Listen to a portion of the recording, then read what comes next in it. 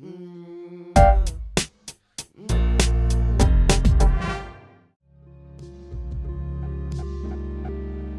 uncle had been a photographer for the New York Times, and so when I was growing up, I thought he had the coolest job in the world, because he would go on assignment to the most random places, and he would come back with amazing images, and to me it just seemed like magic. And then when I was around 10 or 11, he gave me this beautiful Nikon F that he had had in the Vietnam War, and I was stunned. I'd never had anything that nice in my entire life. One thing my uncle sort of taught me, he said, as a photographer, shoot what you see that other people don't see. And that can be literally what you see, or on a more sort of figurative or metaphoric level, what you see that other people don't see. So the genesis for this Innocence album, video, photo work sort of started after September 11th. One sort of semiotic aspect of it that I found really compelling and interesting was the way the mundane became suddenly glorified. Meaning, if you took a picture of a deli on Chambers Street on September 10th, 2001, it was boring, no one cared.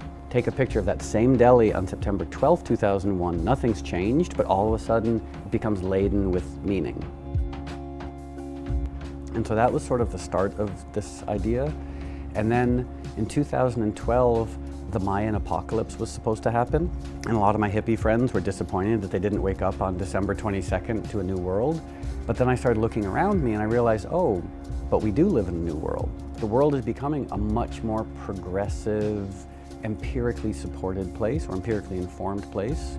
And so I thought, what if this is actually evidence of this Mayan apocalypse? So I just decided to pretend that the apocalypse has happened. And then I moved to LA, which is the land of cults, and I thought it would be kind of interesting to invent the world's first post-apocalyptic cult. I inherently sort of resist, and to an extent resent, art that tries really hard to lead the viewer to a pre-existing conclusion. You know, there's something sort of facile about that. So the work that I make, it's using a lot of signifiers, a lot of symbols that are laden with meaning, but when they're contrasted with each other, when you create the juxtaposition between them, hopefully it creates a newer, more ambiguous, I wouldn't even say meaning. Like in the new show, there's sort of like the centerpiece image is this person in a sheet and a monkey mask in the middle of a supermarket. And it creates a degree of cognitive dissonance because the brain wants to slot these things, you know, and say, oh, a supermarket, that's familiar, but there is an utterly neutral, disconcerting figure standing in the middle of it. So if I have a goal in trying to get people to react to things, it's creating that degree of cognitive dissonance so that some almost new unmeaning can be created.